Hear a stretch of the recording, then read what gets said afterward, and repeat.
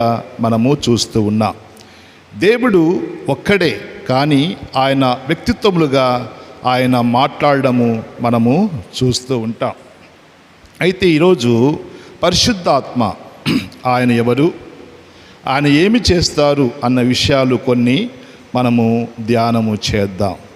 ఒకటి ఏంటంటే, పరిశుద్ధాత్మ ఎవరు? ఆయన దేవుడు, తండ్రి అయిన దేవుని వలె, కుమారుడైన దేవుని వలె ఆయన కూడా దేవుడు అన్న విషయాన్ని జ్ఞాపకము చేస్తున్నా. అంతేకాకుండా ఆయన ఒక వ్యక్తి.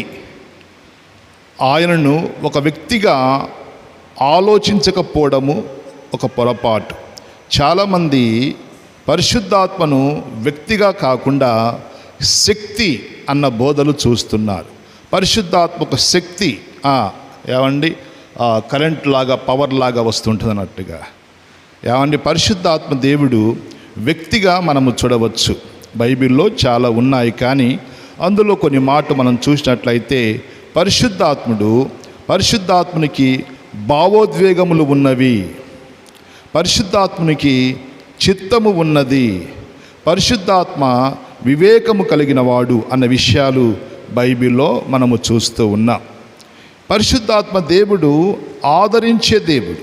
ఈ పరిశుద్ధాత్మ దేవుడు ఏమి చేస్తుంటాడు అంటే, ఆయన మనల్ని ఆదరిస్తూ ఉంటాడు. పరిశుద్ధ గ్రంథములో యోహాను సువార్త 14వ అధ్యాయము 16వ వచనము మనము చూస్తే చూడండి ఒకసారి. యోహాను సువార్త 14వ అధ్యాయము 16వ.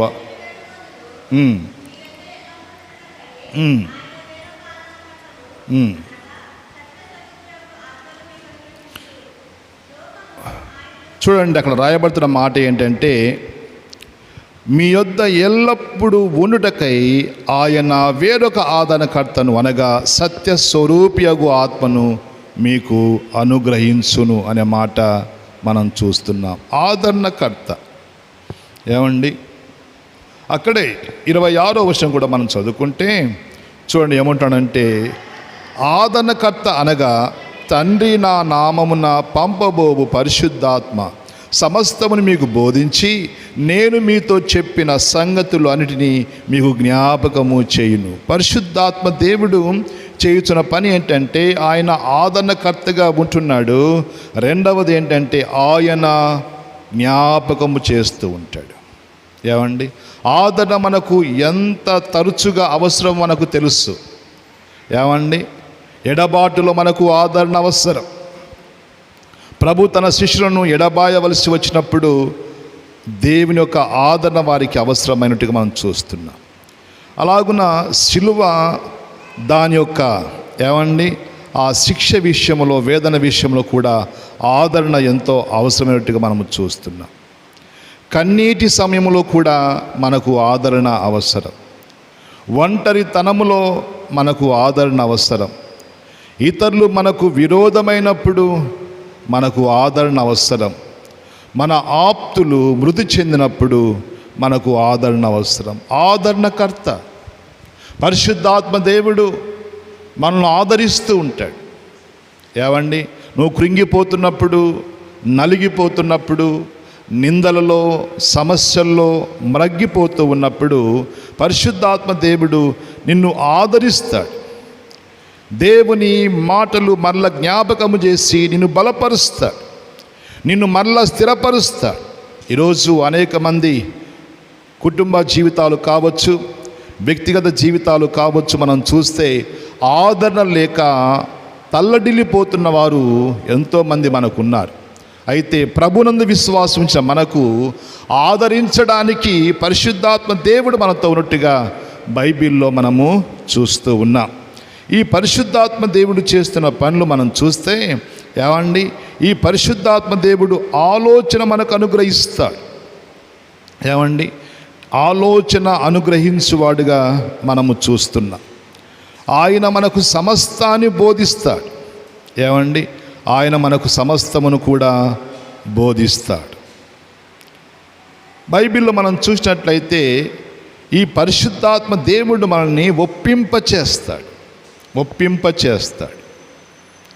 ఆయన ఒప్పుకునేటట్టుగా మనల్ని చేస్తాడు. బైబిల్లోనే యోహాను సువార్తలోనే 16వ అధ్యాయములో 8వ వచనం మనం చదువుకుంటే, ఆయన వచ్చి పాపమును గూర్చియు నీతిని గూర్చియు తీర్పును గూర్చియు లోకమును ఒప్పుకొన చేయును అనే మాట మనం చూస్తున్నాం. ఆయన ఆలోచన అనుగ్రహిస్తాడు, సమస్తము మనకు బోధిస్తూ ఉంటాడు. అంతేకాదు పరిశుద్ధాత్మ దేవుడు మనల్ని ఒప్పింప చేస్తూ ఉంటాడు. 3 విషయంలో మనం చూస్తున్నాం. ఒకటి, పాపమును గూర్చి లోకములో ఉన్నవారిని అనగా నిన్ను నన్ను ఒప్పింప చేస్తాడు. అంతేకాకుండా నీతిని గూర్చి ఆయన ఒప్పింప చేస్తాడు. అంతేకాదు తీర్పుని గూర్చి కూడా ఆయన మనల్ని ఒప్పింప చేస్తాడు. మనందరికీ మనస్సాక్షి ఉంది. పరిశుద్ధాత్మ దేవుడట పాపముల విషయమై మన మనస్సాక్షిని స్పందింపజేస్తూ ఉంటాడు. ఇక్కడ కూర్చున్న మనందరి జీవితంలో మనస్సాక్షి ఉంది. ఆ మనస్సాక్షి చేత దేవుడు, నువ్వు దేవుని విరుద్ధముగా పాపం చేస్తున్నావు, విరుద్ధముగా నువ్వు ఆలోచిస్తున్నావు, విరుద్ధముగా తలస్తున్నావు, విరుద్ధముగా నువ్వు చూస్తున్నావని పరిశుద్ధాత్మ దేవుడట నా అంతరంగంలో ఉండి పాపమును గూర్చి ఒప్పింప చేస్తూ ఉంటాడు. మీరు అంతరంగంలో దోషారోపణ గురయ్యారనుకోండి, ఇది ఆత్మ చేసే మొదటి కార్యం. నీలో దోషారోపణ చేయబడుతుంది అంటే పరిశుద్ధాత్మ దేవుడు నిన్ను నీలో ఉండి ఒప్పింప చేస్తున్నాడు. దొంగతనము చేసే వారికి దొంగతనం చేస్తున్న వారికి అది తప్పు అనిపించదు. కానీ పరిశుద్ధాత్మ దేవుని చేత నడిపించబడుతున్న వారు దొంగతనము చేస్తే వెంటనే దొంగతనము తప్పు అని ఒప్పింప చేయబడుతుంది. నువ్వు అబద్ధం ఆడావనుకోండి, లోకములో అబద్ధం ఆడకుండా బతికేవారు ఎవరు లేరు అనే నానుడి మనము చూస్తున్నాం. బతకలేము అని చెబుతూ ఉంటారు. కానీ దేవుని పిల్లముగా పరిశుద్ధాత్మ చేత నడిపించబడుతున్న మనము ఇన్ కేస్ పొరపాటు నువ్వు అబద్ధం ఆడావనుకోండి, నోరు జారావనుకోండి, వెంటనే పరిశుద్ధాత్మ దేవుడు నీ మనస్సాక్షిని గద్దిస్తాడు. బాబు, నీవు అబద్ధం ఆడావు, సరిచేసుకో, నీ తప్పును ఒప్పుకో అని ఆయన నీతో మాట్లాడడం మనము చూస్తూ ఉన్నాం. కనుక మారు మనసుకు ముందు మనం ఒప్పుకోలు జరుగుతుంది. మనం ఒప్పుకుంటున్నాం దేవుని ఆత్మచేత. అవును ప్రవ్వా, నేను అబద్ధం ఆడాను. అవును ప్రవ్వా, నేను దొంగతనము చేశాను. అవును ప్రవ్వా, నేను మోసము చేశాను. అవును ప్రవ్వా, నీ విరుద్ధమైన కార్యాలు చేశాను అని పరిశుద్ధాత్మ చేత మనం ఒప్పించబడుతూ ఒప్పుకుంటున్నాం. ఇది మారు మనస్సు. అంతేకాదు ఆదరణకు ముందు దిద్దుబాటు కలుగుతుంది.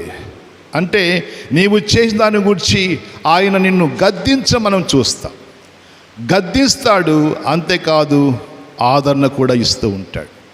మనకు తెలుసు, గాయము చేయువాడు ఆయనే, గాయము కట్టువాడు కూడా ఆయనే. దేవుని పిల్లముగా ఆయన మాట, ఆయన ఆత్మచేత ఆయన మనల్ని ఒప్పిస్తుంటే నువ్వు ఒప్పుకోకుండా దాటి వెళుతున్నావు అనుకోండి, దేవుడు నిన్ను దిద్దుబాటులోకి తీసుకొస్తాడు. నీకు శిక్షను పంపిస్తాడు. నీకు శ్రమను పంపిస్తాడు. ఎందుకో తెలుసా?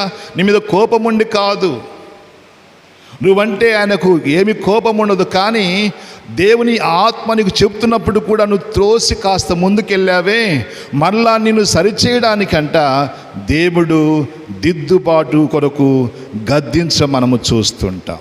కనుక ఈ దిద్దుబాటు జరుగుతూ ఉన్నప్పుడు ఆదరణ కూడా మనకు దేవుడు అనుగ్రహిస్తూ ఉంటాడు. కనుక పాపమును గూర్చి ఆయన ఒప్పింప చేస్తున్నప్పుడు ఇక్కడ కూర్చున్న ప్రియ తల్లి, ప్రియ చెల్లి, నీ అంతరంగంలో దేవుని ఆత్మచేత నువ్వు ఒప్పించబడ్డావా?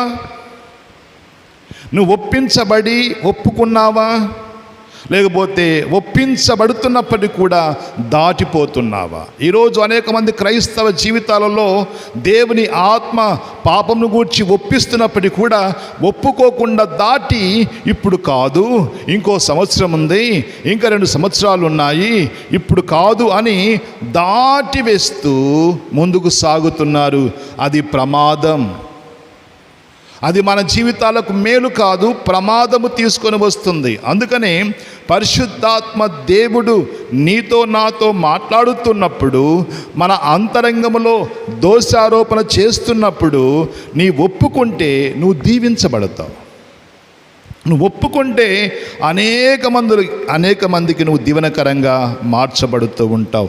కనుక దేవుని యొక్క గొప్ప కార్యం ఏంటంటే, ఆయన నీతో నాతో ఉండి నిన్ను ఒప్పింప చేస్తూ ఉంటాడు. చూడండి, ఒక మాట మీకోసం చదువుతున్నాను చూడండి. 17వ వచనం, 14, 17. లోకము ఆయన చూడదు, ఆయన ఎరుగదు గనక ఆయన పొందనేరదు. మీరు ఆయన ఎరుగుదురు, ఆయన మీతో కూడా నివసించును, మీలో ఉండును. Praise the lord. ఆయన మీరు ఎరుగుదురు, దేవుని మీరు ఎరుగుదురు. లోకం ఎరగదు. లోకమునకు దేవుని గురించి తెలియదు. లోకములో దేవుడు పరిశుద్ధుడు, ఆయన పరిశుద్ధుడు కనుక ఆయన పిల్లలు కూడా పరిశుద్ధంగా ఉండాలన్న విషయము లోకమునకు తెలియదు, ఎందుకంటే వారికి ఎరగరు కనుక. కానీ దేవుని పిల్లముగా అంటున్నాడు, నీవు ఎరుగుదువు. ఏమండి? అందుకంటున్నాడు, ఆయన నీతో ఉంటాడు, ఆయన మీతో నివసిస్తాడు, మీలో కూడా ఉంటాడు అనే మాట. కనుక పరిశుద్ధాత్మ దేవుడు ఏమండి, ఆయన మనతో ఉంటూ మన దోషారోపణ గూర్చి ఒప్పింప చేస్తున్నప్పుడు నువ్వు తప్పకుండా ఒప్పుకోవాలి. ఒప్పుకున్నావా అమ్మ? నువ్వు ఒప్పుకున్నావా? తల్లి నువ్వు ఒప్పుకున్నావా? కప్పుకున్నావా? కప్పుకుంటే నీ జీవితంలో నువ్వు నష్టపోతావు, ఒప్పుకుంటే నువ్వు దీవించబడతావు. అందులోనే మనం చూసినట్లయితే ఏమండి, మరి నీతి గూర్చి కూడా ఆయన ఒప్పింప చేస్తూ ఉంటాడు. నీతి లేకపోవడం గురించి ఆయన మనల్ని ఒప్పింప చేస్తుంటాడు. మంచిని చేయడంలో మనం ఓడిపోయాం. ఏమండి? మనుషుడిగా మంచి చేయడం అన్నది అసంభవం. ఏమండి? మంచి మనము చేయలేమట. ఏమండి? బైబిల్లో ఒక మాట ఉంటుంది, ఇర్మియా గ్రంథములో ఇర్మియా భక్తుడు ఒక మాట చెప్తాడు చూడండి. ఇర్మియా గ్రంథములో ఒక మాట మనం చూద్దాం.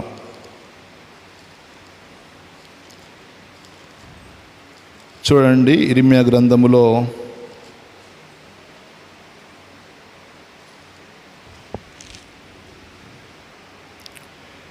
13వ అధ్యాయము 23వ వచనములో, కూసు దేహస్థుడు తన చర్మమును మార్చుకొనగలడా?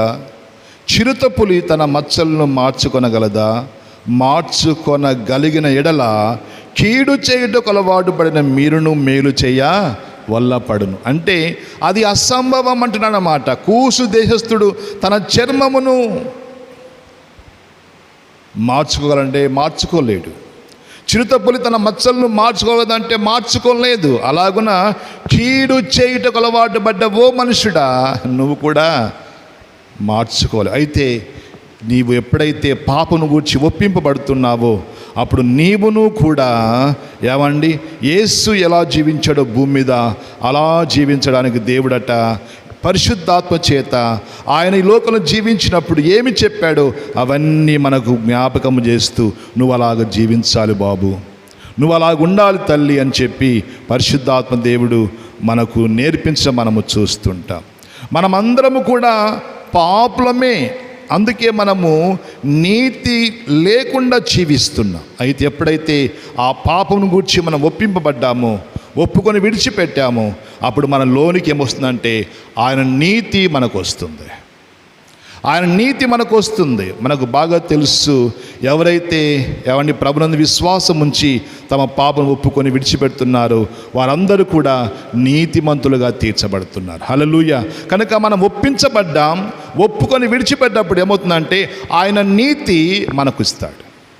ఆయన నీతిమంతుడు కనుక ఆయన సుగుణాలు, ఆయన లక్షణాలు దేవుడు మనకు అనుగ్రహిస్తున్నట్టుగా బైబిల్లో మనము చూస్తూ ఉన్నాం. ఇక చివరిగా ఏంటంటే ఆయన తీర్పును గూర్చి ఒప్పింప చేస్తాడు. మరణము తర్వాత తీర్పు ఉంది మనకు. ఈ లోకంలో ఒక నానుడు ఉంది. ఏమండి, చనిపోయిన తర్వాత మనం ఏమవుతాం మనకు తెలియదు. ఏమండి, గాలి గాలి దుమ్ముకు దుమ్ము అని చెబుతూ మరలా పుడతాము. ఎలా పుడతామో మనకు తెలియదు, కానీ కుక్కనో పందో ఏదో మళ్ళా పుట్టి ఇలాగున్న 1000 సంవత్సరములు పుడుతూనే ఉంటాము అన్న ఒక నానుడి ఈ లోకంలో సంచారము చేస్తూ ఉంది. అయితే బైబిల్ చెబుతున్న మాట ఏంటంటే ఒక్కసారి మరణించాలి, ఆ తర్వాత తీర్పు ఉంది. అది బైబిల్ చెబుతున్న మాట ఏంటంటే మనుషుడు ఈ లోకంలో ఒక్కసారే పుడతాడు, పుట్టిన మనుషుడు ఒక్కసారే మరణిస్తాడు, మరణించిన వానికి తీర్పు ఉంది. ఆ తీర్పును గూర్చి ఆయన మనకు ఒప్పింప చేస్తాడు. హెబ్రీ పత్రిక 9వ అధ్యాయము 27వ వచనములో ఒక మాట ఉంటుంది చూడండి. హెబ్రీ పత్రిక 9వ అధ్యాయము 27వ వచనం. మనుషులు ఒక్కసారి మృతి పొందవాలని నియమింపబడెను, ఆ తర్వాత తీర్పు జరుగును. మనుషులు ఒక్కసారే ఏంటండి, మనుషులు ఒక్కసారి మృతి పొందవలని నియమింపబడింది. దేవుడు ముందుగానే నియమించాడు. నువ్వు పుడుతున్నావంటే నువ్వు చనిపోతావు, పుట్టాడంటే గిట్టక తప్పదు. ఇక్కడ కూర్చొని మనమందరము కూడా ముందు వెనకలో తప్పకుండా మనం ఈ లోకయాత్ర ముగించాలి. ఒక్కసారి పుడతాం, ఒక్కసారి మరణిస్తాం, అయితే ఆ తర్వాత మనము తీర్పులోనికి వెళుతున్నాము అని పరిశుద్ధ గ్రంథములో మనం చూస్తున్నాం. అయితే దేవుని ఎదుర్కోవడానికి, ఈ తీర్పుని ఎదుర్కోవడానికి నీవు నేను సిద్ధపడాలి. దేవుని సముఖములో ఈ తీర్పులోనికి మనం వెళ్ళడానికి మనం ఈ లోకంలోనే సిద్ధపడాలి అంటాడు. బైబిల్లో ఆమోసు ప్రవక్త 4వ అధ్యాయము 12వ వచనంలో ఒక మాట చెప్పాడు చూడండి. ఆమోసు ప్రవక్త చెప్పిన ఒక మాట 4వ అధ్యాయము 12వ వచనం. కాబట్టి ఇశ్రాయేలులారా, చూశారండి, కాబట్టి ఇశ్రాయేలులారా మీ ఎడల నేనిలాగునే చేయుదును గనుక ఇశ్రాయేలులారా మీ దేవుని సన్నిధిని కనబడుటకై సిద్ధపడండి. సిద్ధపడండి. దేవుని సన్నిధికి వెళ్ళడానికి మనము సిద్ధపడాలి, ప్రిపేర్ అవ్వాలి. ఏమండి, దేవుడట పరిశుద్ధాత్మ దేవుని ఎందుకు మనతో ఉన్నాడు అంటే ఆయన ఆత్మస్వరూపి గనక. ఏమండి, ఆయన ఆత్మస్వరూపిగా నీతో నాతో ఉంటూ మన పాపను గూర్చి ఒప్పింప చేస్తూ నీతి కొరకు జీవించడానికి ఆయత్తపరుస్తూ ఇదిగో దేవుని ఎదుర్కోవడానికి కూడా ఆయన మనల్ని సిద్ధపరుస్తున్నట్టుగా బైబిల్లో మనము చూస్తూ ఉన్నాం. ఏమండి, ఒప్పుకోలు యొక్క ఉద్దేశం ఏంటంటే మనలను క్రీస్తు యొద్దకు నడిపించడమే. పరిశుద్ధాత్మ దేవుడు నిన్ను ఒప్పిస్తున్నాడు అంటే అర్థం ఏంటంటే నీవు క్రీస్తు యొద్దకు వెళుతున్నావు, క్రీస్తును చూడబోతున్నావు, క్రీస్తుతో పాటు యుగయుగాలు కూడా ఉండబోతున్నావు అని అర్థం. ఒప్పుకుంటున్నామా అంటే చాలామంది ఒప్పుకోవడం లేదు, వాయిదాలు వేస్తున్నారు. వాయిదాలు వేసిన వాళ్ళు చాలామంది చనిపోతున్నారు. వారికి తెలియదు. దేవుడు మాట్లాడుతున్నప్పుడు ఒప్పుకొని విడిచిపెట్టాలి, కానీ ఇప్పుడు కాదని వాయిదా వేస్తే ఆ అవకాశము కోల్పోతున్నారు, వారు మరణిస్తున్నారు. అయితే దేవుడు ఒప్పిస్తున్నప్పుడే, పరిశుద్ధాత్మ దేవుడు మన పాపను గూర్చి మనల్ని ఒప్పిస్తున్నప్పుడే ఎవరైతే ఒప్పుకొని విడిచిపెడుతున్నారో వారు క్రీస్తుతో పాటు యుగయుగాలు కూడా పరలోక రాజ్యంలో ఉంటారు. హల్లెలూయా. ప్రియ తల్లి, నీవు నేను కూడా యుగయుగాలు కూడా ఆయనతో ఉండడానికి ఈ లోకంలో కొద్ది కాలం మనము జీవిస్తున్నాం. కొద్ది కాలమే ఈ భూమి మీద మన జీవన యాత్ర, విశ్వాస యాత్ర. అయితే ప్రభునందు విశ్వాసం ఉంచి మన పాపాలు మనం ఒప్పుకొని విడిచిపెట్టినట్లయితే యుగయుగాలు కూడా క్రీస్తుతో పాటు నిత్య రాజ్యములో, మోక్ష రాజ్యములో, పరలోక రాజ్యంలో మనం ఉంటాం. అమ్మ, ఆలోచించు. ఈరోజు పరిశుద్ధాత్మ మీకు ఏమి చెబుతున్నాడు? నువ్వేం చేస్తున్నావు?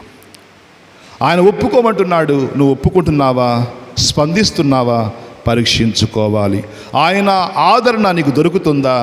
ఆయన ఆలోచన నీకు దొరుకుతుందా? ఇవేమీ లేకుండా క్రైస్తవుడుగా నువ్వు ఉంటున్నావంటే నీవు తప్పకుండా నరకానికి వెళుతావు.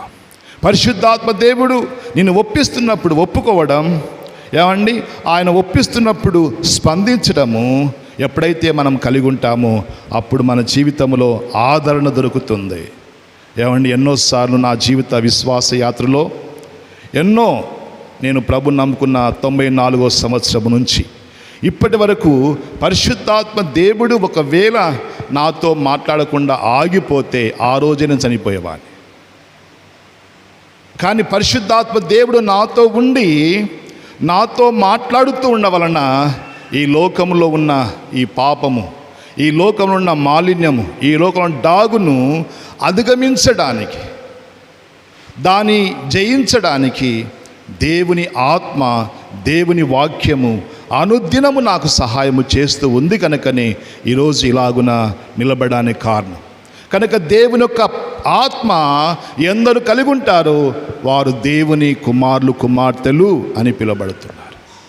ఇక్కడ కూర్చుని నువ్వు ఆలోచించాలి, నీ పాపను ఒప్పుకున్నావు. దేవుడు నిన్ను ఒప్పిస్తుంటాడు, అమ్మా ఒప్పుకో, దాచిపెడదమ్మా, విడిచిపెట్టు. నీ భర్తకు తెలియకుండా నువ్వేం చేశావు, నీ భార్యకు తెలియకుండా నువ్వేం చేస్తున్నావు, నీ బిడ్డకు తెలియకుండా నువ్వేం చూస్తున్నావు, ఇవన్నీ కూడా ఒప్పుకొని విడిచిపెట్టు. తప్పకుండా నీవు దేవుని కుమారుడు, కుమార్తె ఉండమే కాదు కానీ ఆదరించబడతావు. ఇరుకులో, కష్టములో, నష్టములో, బాధలో, వేదనలో, బలహీనతలో దేవుని ఆత్మ నీకు దగ్గరగా ఉండి నీతో ఉండి నిన్ను ఆదరిస్తూ ఉంటాడు, నీకు ధైర్యం ఇస్తుంటాడు, నిన్ను బలపరుస్తుంటాడు. నీ వల్ల కాదు కానీ దేవుడు నిన్ను నడిపిస్తాడు.